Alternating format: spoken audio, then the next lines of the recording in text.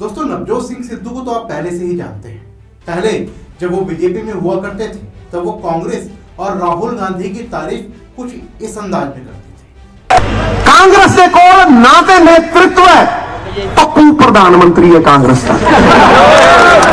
कोई पिछू मारदा बिल्कुल चुटकले चटकले बिल्कुल सही सुना रहे हैं, जो भी सुना रहे हैं बिल्कुल ठीक कह रहे हैं। कोई मजबूर आदमी ईमानदार नहीं हो सकता। कौन है मजबूर प्रधानमंत्री? ईमानदार नहीं हो सकता। मैंने तो शक है सरदार भी है कि नहीं है। सरदार होवे ना होवे, असरदार बिल्कुल नहीं है। कह रहे हैं अर्थशास्त्री है, मैं कहना व्यर्थ शास्त्री है। लेकिन इसके बाद वो नाराज फूफा की तरह बीजेपी को छोड़कर उसी कांग्रेस में चले गए जिसकी तारीफ अभी हमने आपको सुनाई। और जब वो कांग्रेस में गए तो देखिए वो कांग्रेस सोनिया गांधी और राहुल गांधी के आगे कुछ ऐसे बिछ गई। देवता ना काठ की मूर्ति में ना मिट्टी की, देवता भावना में विद्यमान है। और जैसे नर्मदा माई में बहता हुआ कोई तिनका किसी शिवलिंग के ऊपर टिक जाए तो क्या महसूस करेगा, वैसे ये सिद्धू यहां तुम्हारे महाकुंभ में आके महसूस कर रहा है। मिट्टी का ढेला गुलाबों की क्यारी में आ गया। और सच पूछो, मैं जब भी सोनिया जी के सामने खड़ा होता हूं, कल कुर्सी भी लगाई थी लेकिन मेरी घुग्गी पोस्ट हो जाती, क्योंकि आकाश की कोई सीमा नहीं, पृथ्वी का कोई तोल नहीं, साधु की कोई जात नहीं, पारस और सोनिया जी का कोई तोल नहीं, कोई मोल नहीं। कमाए होंगे अंबानियों ने पैसे, बने होंगे बड़े बड़े सेठ, लेकिन पिछले 20 साल में अगर किसी ने सबसे ज्यादा इज्जत कमाई है तो हमारी अध्यक्षा सोनिया जी ने कमाई। राहुल भाई आया है, मैं राहुल भाई को यही कहूंगा कि इनको समेट लो, इनको समेट लो। कुछ ही देर में अगले साल लाल किला पे झंडा आप चढ़ाओगे। है अंधेरा बहुत, अब सूरज निकलना चाहिए। जैसे भी हो ये मौसम बदलना चाहिए। और जो चेहरे रोज बदलते हैं नकाबों की तरह, अब जनाजा धूम से उनका निकलना चाहिए। दोस्तों, हमने बिन प्यादे का लोटा तो सुना था, लेकिन ये लोटा तो बिल्कुल लोटा हुआ है। खैर, अब आप सोच रहे होंगे कि ये हम आपको क्यों दिखा रहे हैं। ये तो आप पहले से जानते हैं। वो इसलिए क्योंकि एक बार फिर लोटा लौटने को तैयार है, ऐसा सुनने में आ रहा है।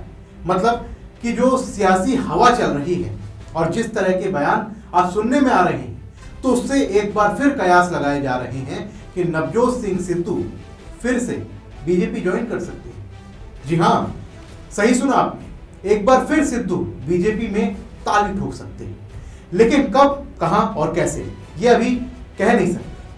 अब ऐसा क्या हुआ कि लोटा फिर लुढ़कने को तैयार है, मतलब कि सिद्धू फिर से बीजेपी में आने को तैयार है। तो इसके पीछे कारण है उनकी धर्मपत्नी, जो खुद कांग्रेस की नेता थी। जी हाँ, वो इसलिए क्योंकि कांग्रेस ने अब उनको निकाल दिया है, जिसके बाद उनका एक सुलगता हुआ बयान भी सामने आया जो इस समय चर्चा में बना हुआ है। वो क्या है हम आपको बताएंगे, लेकिन उससे पहले आप ये जान लीजिए कि उन्हें कांग्रेस से क्यों निकाला गया। दरअसल ये कार्रवाई उनके ऊपर अनुशासनहीनता और पार्टी लाइन के खिलाफ गतिविधियों को लेकर की गई। पिछले काफी समय से नवजोत कौर ऐसे बयान दे रही थी जो कांग्रेस नेतृत्व को बिल्कुल पसंद नहीं आए, इसलिए पहले उनको इसके लिए सस्पेंड कर दिया गया, लेकिन अब उनको सीधा ग्राउंड से बाहर कर दिया गया। मतलब अब उनका और कांग्रेस का रिश्ता खत्म हो चुका है। पार्टी से निकाले जाने के बाद नवजोत कौर ने अपने एक्स हैंडल पर कांग्रेस हाईकमान को एक अच्छी सी चिट्ठी लिखी, जिसमें उन्होंने अपने अंदर का प्यार जाहिर किया। उन्होंने एक्स पर लिखा कि पप्पू ने आखिरकार अपने नाम पर मोहर लगा ही थी।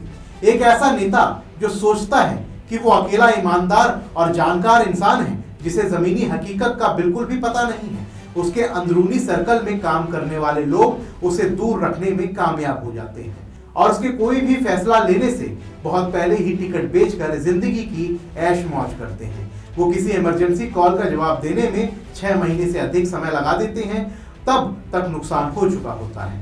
वो किसी इमरजेंसी कॉल का जवाब देने में 6 महीने से अधिक लगा देता है, तब तक नुकसान होना तय होता है। लोगों को अपने साथ जुड़ने के लिए कहने से पहले उसे अपने तथाकथित समर्थकों से पूछना चाहिए कि क्या वो ईमानदार रहने के लिए तैयार हैं, क्या वो ईमानदार रहने और पंजाब के लिए काम करने को तैयार हैं।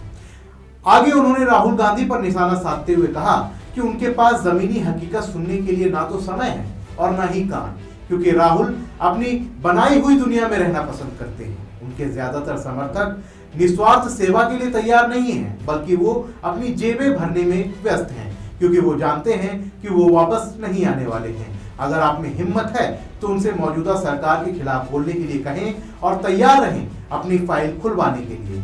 सच बोलना और उनका सामना करना सीखो, जो है, था और हमेशा रहेगा। उन्होंने कहा कि एक अच्छे दोस्त के नाते सलाह है कि ज्यादा ध्यान देने वाला, समझदार, ग्रहणशील और प्रैक्टिकल बनो।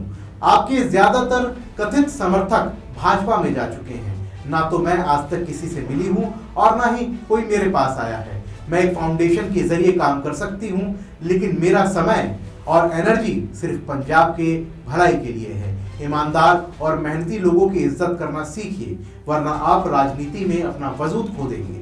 ईमानदारी और सच्चाई की बात करने का कोई मतलब नहीं है जब आपकी पार्टी में ज्यादातर भ्रष्ट नेताओं को सम्मान दिया जाता है। Good luck. दोस्तों अभी जरा रुकिए, अभी तो और भी बाकी है। नवजोत कौर अभी यहाँ नहीं रुकी।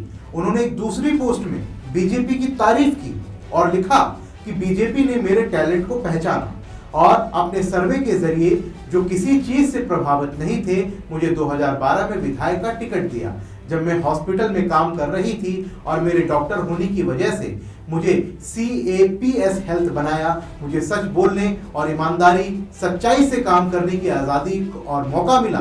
मैं किसी भी डिपार्टमेंट में जाकर अपना काम करवा सकती थी और उसी दिन वापस आ सकती थी। तो देखा दोस्तों आपने, इसलिए हम कह रहे हैं कि जो सियासी हवा चल रही है उसके रुझान कुछ ऐसे आ सकते हैं कि नवजोत, सिद्धू बीजेपी का दामन दोबारा से थाम सकते हैं। दोस्तों आप क्या सोचते हैं नवजोत जी के इस बयान पर? हमें कमेंट बॉक्स में जरूर लिखें। फिलहाल के लिए इस वीडियो में इतना ही, मिलते हैं अगली वीडियो में, तब तक के लिए जय हिंद। VK न्यूज, राष्ट्र के नाम।